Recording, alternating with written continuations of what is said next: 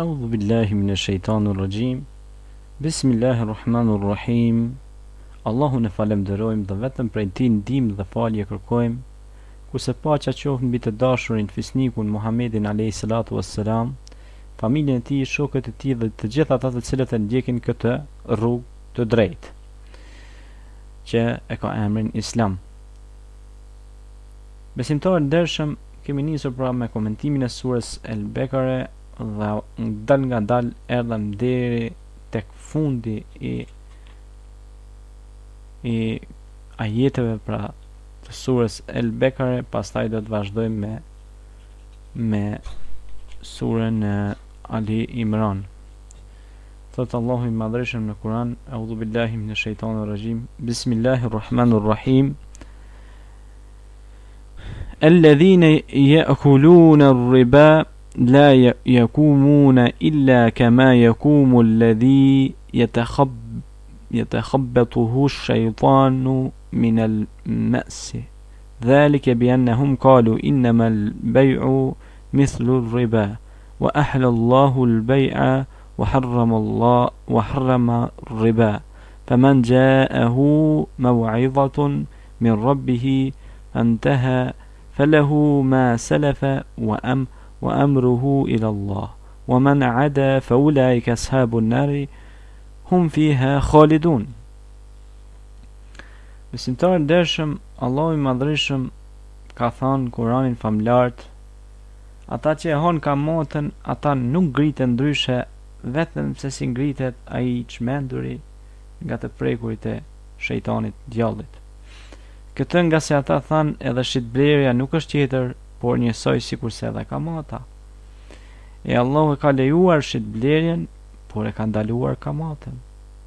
Ati që i ka arritur këshill udhëzim prej Zotit e tij dhe është dalë prej kamatës, ati i ka takuar e kaluara dhe çështja e saj mbetet te Allahu. E kush përsërit pas ndalimit, ata janë banues të zjarrit, ku do të mbesin përgjithmonë.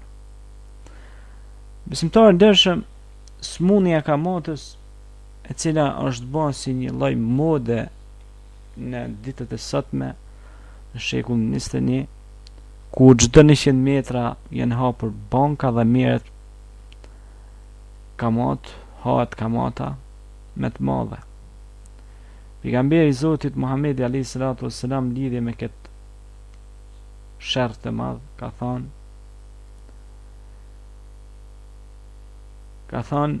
kamata, dhe nëse mendon se shtohet ajo fundin e ka në humbje dhe paksim. Këtë hadith transmetojnë Ahmedi ibn Majah. Në një popull që futet kamata, thot Resulullah sallallahu alaihi wasallam, veç se zhduket tek ai popull bereqeti. I dërguari i Allahut e mallkoi marrësin dhe dhënësin e kamatës, gjithashtu dëshmitarët dhe shkruesin e kontratës, sipas Muslimit, transmeton Muslimi pra. Kamata i ka 73 porta, thot Resulullah sallallahu alaihi wasallam. Me lehta për tyre është sikur ai njeri të bëjmë marrëdhënie intime me nënën e tij. Larg zot runa pra pe kësaj vepre të shëmtuara. Allahu na ruaj. Pra ai që hunger kamatën është njëjtë si mu paprek pe shejtanit mallkum. Zot runa, ju e dini për shembull në vende ndryshme ku u ndërtu sistemi piramidal, dështoi ai shtet dhe shkuan me 10-ra, 100-ra të ri, vdiqën njerëzit, i lanë parat në për kamat, në për kredi, në për interese. Zot runa pra, me të vërtet kjo është një smundje të mërshme, dhe ai që ndjek këtë smundje dhe han këtë smundje, han vetëm pe zjarrit xhehenemit. Allahu na ruajt.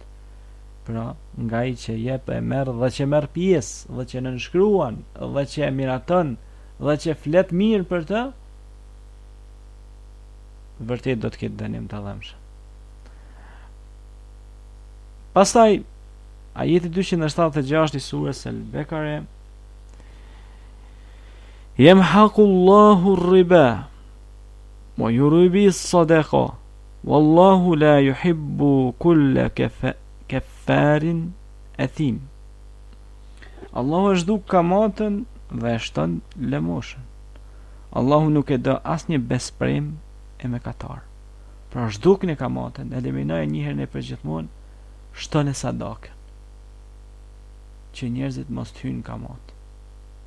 Jepni sadak, investoni, ngritni, punoni me para halal, ngritni shtetin, ngritni qytetin, ngritni fshatin, ngritni lagjen, ndërtoni uzina, fabrikat, ndërtoni vende ku prodhohen bimt, ku mbjellen bimt, mbjellni bimt, përdorni bujqësinë, përdorni blegtorinë, mbjellni tokën, kujdesuni për kafshët, bëni pra punët e fshatit dhe qytetit. Pastaj vazhdon ajeti 278 me radhë: Innal ladhina amanu wa amilus salihat wa aqamus salata wa atuz zakat lahum ajruhum 'inda rabbihim wa la khawfun 'alayhim wa lahum yahzanun. O ju që keni besu, kini frikë Allahun. Pra, se s'ka dyshim se ata që besuan dhe bën vepra të mira, falen namazin dhe dhanë zakatin, ata i presh shpërblim i madh. Wa aqimus salata wa ita'uz zakat, pra, falen namazin dhe dhanë zakatin, ata i presh shpërblim i madh te Zoti i tyre, ata nuk do të kenë kur far frikë as brengosje. Pra s'kan frikë, s'kan brengosje, janë të qetë. Pse? Sepse kanë punuar drejt, kanë falur namazin, kanë dhënë zakatin, kanë ndaluar në kamat, nuk e kanë pranuar kamatën. Zotruna. Sot për shembull ka musliman që i thon veti musliman dhe janë të zhytur në kamat deri në fyt. Zotruna. Pastaj vazhdon ajeti 278: Ja ayyuhalladhina amanu ittaqullaha wa dharru ma baqiya min ar-riba in kuntum mu'minin. O ju që besuat, keni frikë Allahun dhe nëse jeni besimtar të sinqert, hiqni dorë prej asaj që ka mbetur nga kamata. Pra largohuni një herë për gjithmonë prej kamatës. Fa in lam taf'alu fadhannu biharbin min Allahi war rasul wa in tubtum falakum ru'usu amwalikum la tadhlimuna wa la tudhlamun. E në qovë se nuk e bëni këtë, nuk hiqni dorë nga kamata, atëherë binduni se jeni në konflikt me Allahun dhe të dërguarin e tij, e nëse jeni penduar, atëherë juve u takon kryet e mallit tuaj, as kë nuk e dëmtoni, as vet nuk dëmtoheni. Pra, shmangjuni kamatës, binduni Allahut dhe dërgumit, merrni mësimet e Resulullah sallallahu alaihi wasallam, pra, dhe mas shkoni pas këtij akti vandal, pas kësaj shkelje, që me të vërtetë është një shkelje çdënorme, dhe është luftë e madhe që i ke shpallur vetvetes së pari, dhe të cilën luftë ke të humbur sepse ke thyrë ligjin e Allahut dhe mësimet e Muhamedit alayhis salam. Pastaj vazhdon ajeti 280 me radhë: Wa in kana dhu usratin fandhiratun illa maysarati wa an tasaddaqu khairul lakum in kuntum ta'lamun. Po nëse sa i bozhlia është në gjendje të vështirë, atëherë bëni pritje deri të vinë një çlem, e t'ia falni borxhin në emër të lëmoshës, ajo nëse e dini është shumë e mirë për ju.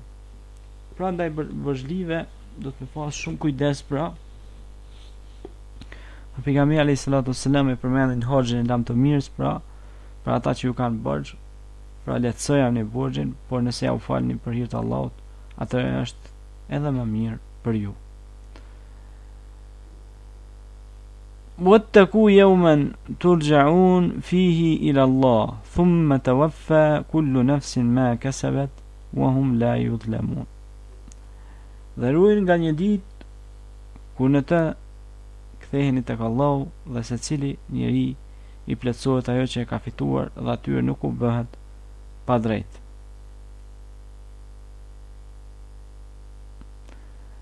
Pastaj vazhdon ajeti, është një ndër ajetet më të gjata pra në Kur'anin famlar, në surën Bekar, ajeti 282 me radhë, thot i madhreshmi Allah: يا أيها الذين آمنوا إذا تدينتم بدين إلا أجل مسمى فاكتبوه وليكتب بينكم كاتب بالعدل ولا يأبى كاتب أن يكتب كما علمه الله فليكتب وليملل الذي عليه الحق وليتق الله ربه ولا يبخس منه شيئا فإن كان الذي عليه الحق سفيها أو ضعيفا أو لا يستطيع أن يومل هو فليملل وليه بالعدل واستشهدوا شاهدين من رجالكم فإن لم يكونا رجلين فرجل وامرأتان ممن ترضون من الشهداء أن تدل إحداهما فتذكر إحداهما الأخرى ولا يأبى الشهداء إذا ما دعوا ولا تسأموا أن تكتبوه صغيرا أو كبيرا إلى أجله ذلكم أقسط عند الله وأقاموا للشهادة وأدنى ألا ترتبوا إلا أن تكون تجارة حديرة تدرونها بينكم فليس عليكم جناح ألا تكتبوها وأشهدوا إذا تبيعتم ولا يضار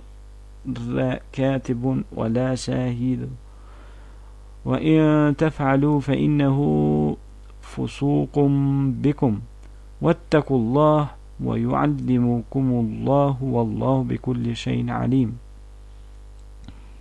O besimtar, kur merrni hoa prej njëri tjetrit për një afat të caktuar, shkruajeni ata.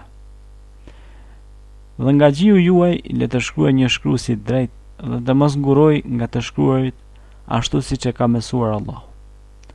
Le të shkruaj e atij le t'i diktoj ai që pranon borxhin.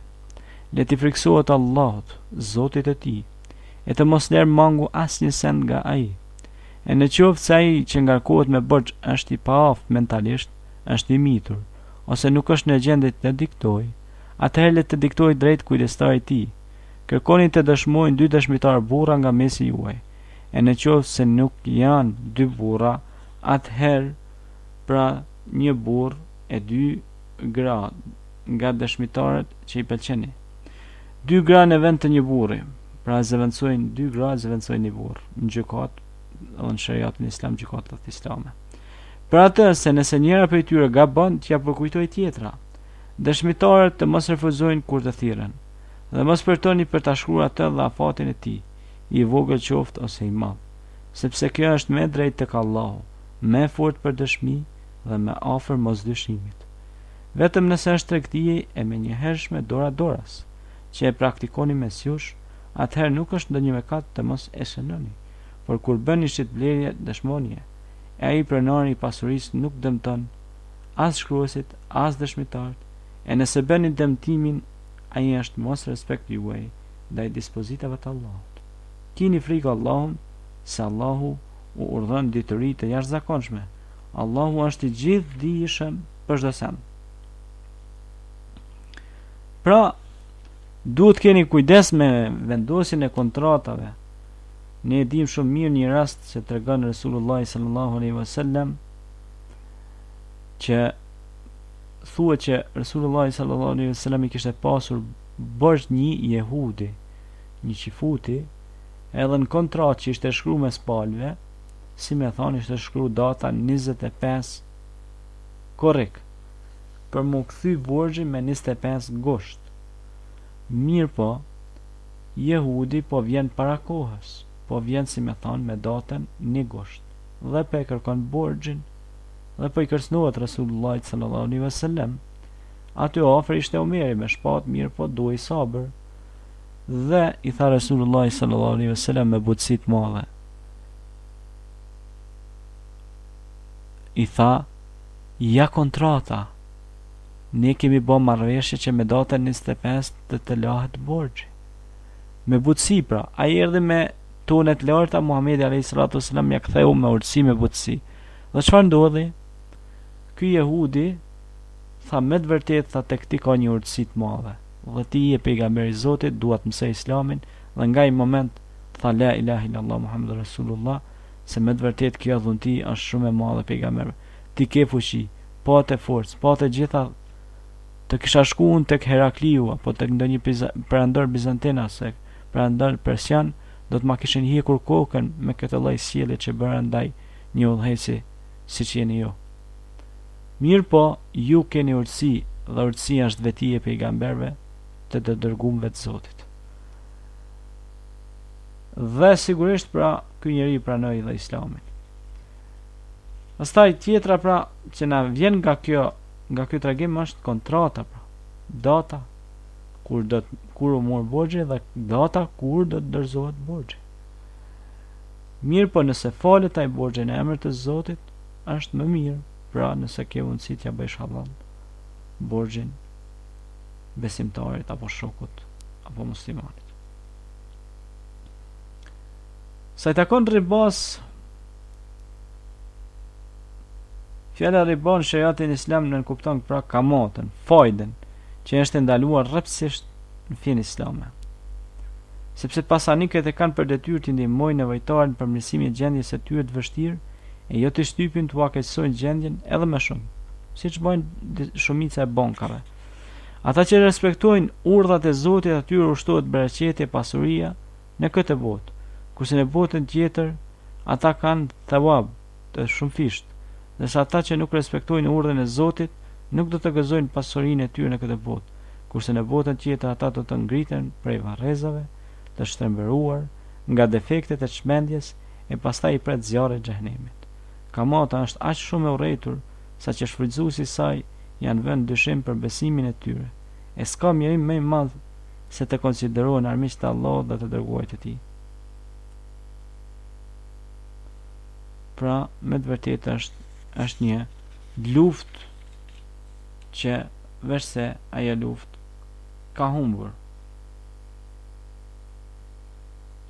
Sa i takon ajetit 281 me radhë, në këtë kapitin është i fundit nga Kurani që u shpall Muhamedit. Thuhet se pas shpalljes së këtij ajeti pejgamberi jetoi edhe 9 ditë. Është përkujtuesi i madh ndaj asaj dite të madhe ku çdo kush do të përgjigjet për veprat e bëra. Pra në këtë ajet merr fund shpallja apo vahi, pra në ajetin 281 dhe ruaj një ditë ku në cilën të ktheheni tek Allahu dhe secilit njeri plotësohet ajo që e ka fituar dhe atyre nuk u bëhet pra pa drejt atyre që kanë vepruar pra me drejtsinë e Allahut xhalla xhelaluhu u xhalla shanuhu. Besimtarë ndershëm, kamata konsiderohet shpallje luftë Allahut dhe të dërguarit të Tij. Andaj a thua ka kush mundësi të fitoj në këtë luftë kundër Zotit? Stakfirullah. Kjo nën kupton vetvetiu se kamata, dhensi dhe ai që e merr gjithsesi do të humbin në këtë kontratë të tyre. Madje kjo që thamë është e vërtetuar sa herë tek afërmit dhe tek secili prej atyre njerëzve që ka përdorur këtë dhe e ka pra është marrë me fajden. Ai që është marrë me fajden ka dështu si në këtë botë dhe në botën tjetër pa pikën e dështimit. Pra, efektet negative të kamatës janë kundërshtimi i Allahut dhe shpallja luftë atij, luftë e cila absolut është e hupune. Pra fituat merret hidhrimi dhe dënimi i Allahut, subhanallahu, zotruna. Humb mirë kuptimi njerëzor, pra prishën relacionet njeri, por dhe njeri krijues. Shkaktohet urrëqje mes palëve, ndodhin zënka, ndodhin probleme, përçamje. Pra ndodhin probleme. Edhe këto krizat e kohëve të fundit pra janë si shkak se njerëzit e kanë lënë parën e sunetit që ka qenë parë pe orit ose argjentit, siç përmendet surën Kehf.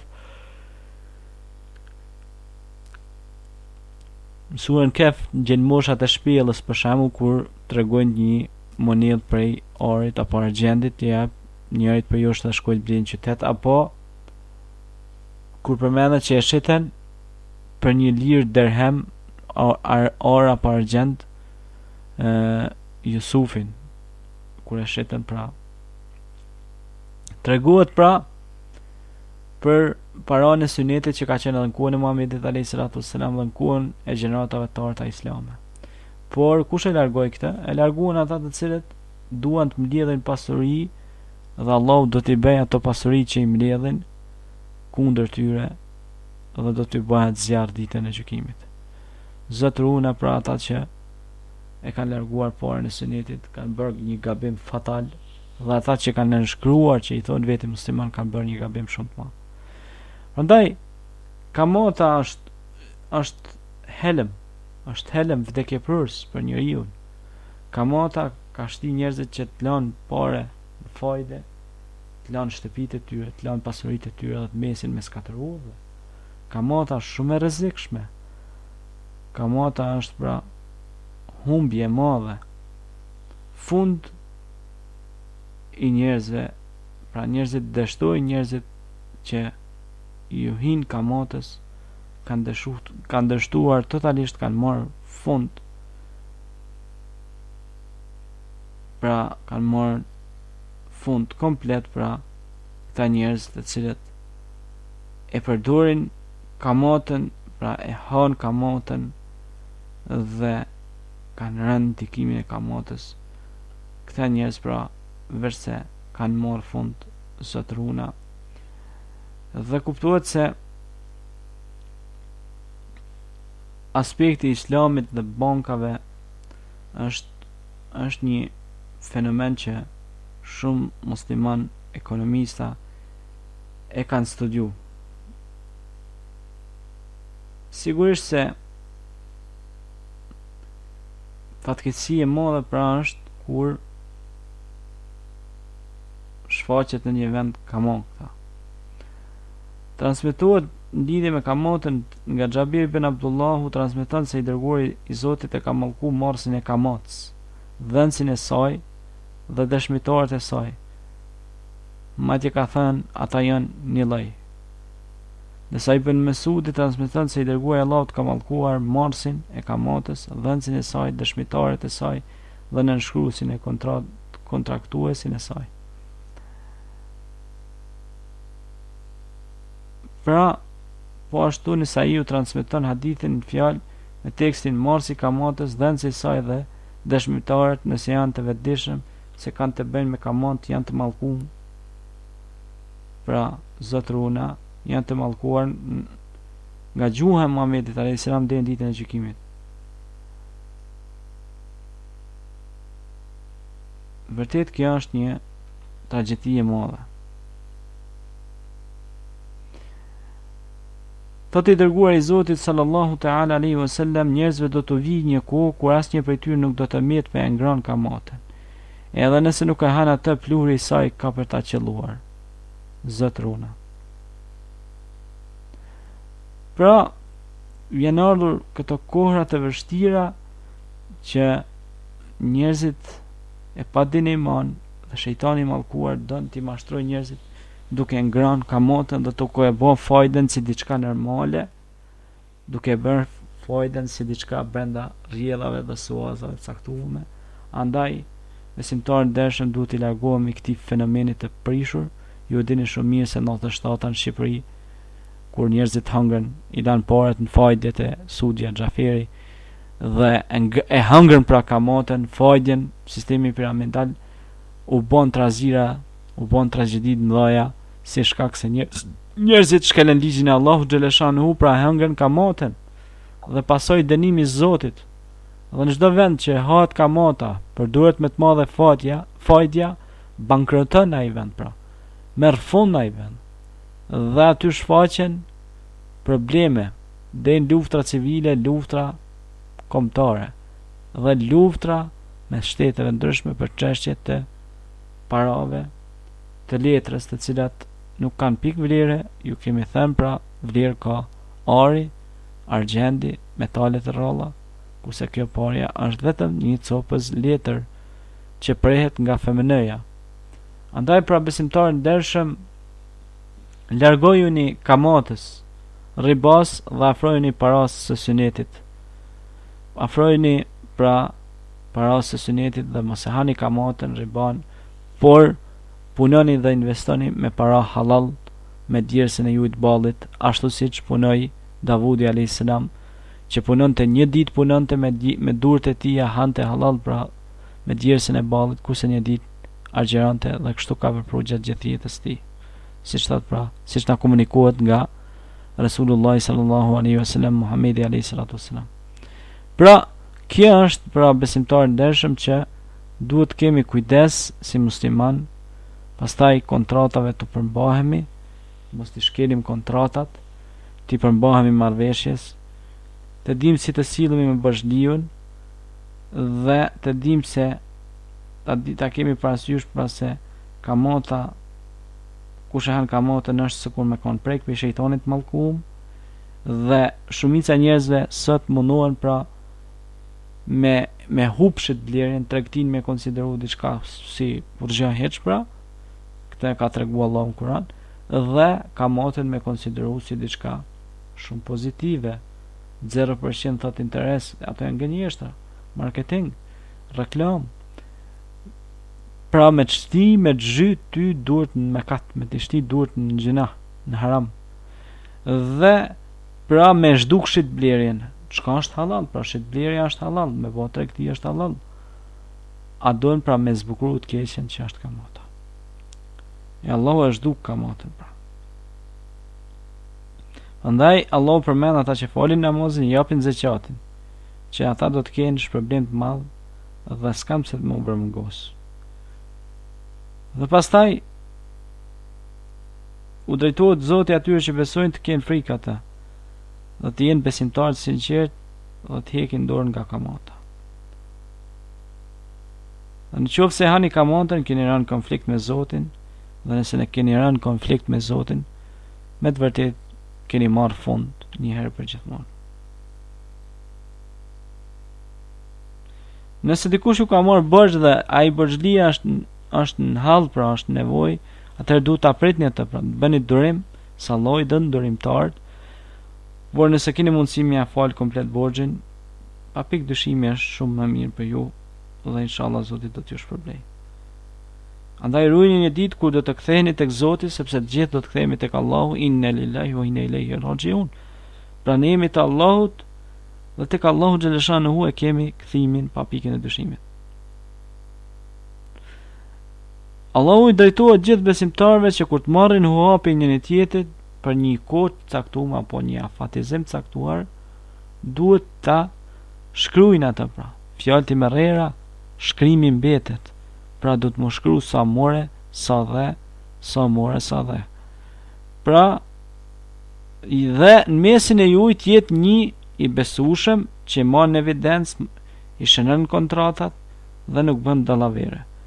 Pra le t'i shkruaj t'i dektoj ato që pranën borxhin dhe pra i tjetë për njerëzve që i friksohet Zotit, e të mos lërë mangu as i gja apo të shtoj diçka apo të paksoj diçka. Po ashtu, nga kujdestaria pra të ketë dëshmitar burra nga mesi juaj, e në qoftë se nuk janë dy burra, pra atëherë një burr e dy gra, se dy gra zëvendësojnë një burr, pra nga dëshmitar që i pëlqenin dy gra në vend, pra një burri. Pra atë se nëse njëra prej tyre pra bën një gabim në ilshim, zakonisht gratë i marrin gjërat pak më me entuziazëm, edhe janë pak më të dobta si natyrë. Andaj nëse njëra prej tyre gabon, ta përmirësoj shoqja e saj në krah. Pra mos përtoni me i shkru këta, sepse Allahu e dën dëshmin dhe e dën që mu largu dyshimi për njëri tjetrit dhe me konë korrekt si musliman. Po ashtu dhe në shitblerje, kur bëni do të me dëshmu, pra një lloj fature ditëve të sotme, pra që kur merr mallin do të me marrë dhe faturën dhe me pasi një lloj dëshmie që ke bler artikullin. Pra e pranoj pasurisë nuk dëmton as shkruesit as dëshmitarët, nëse bëni dëmtim ai është mos respekt ndaj juaj, ndaj dispozitave të Allahut, keni frikë pra Zotin, se Allahu dhuron pra dije dhe Allahu është i gjithdijshëm për çdo send. Pra Allahu e mësoi robin, e mësoi birin Ademit edhe se si të bëj tregti, shitblerje, por e mësoi atë që t'i largohet një herë për gjithmonë, t'i largohet kamatës, fajdes, të ngrënit e parave haram, pra që është fajdja. Fajdja është shumë e rrezikshme pra.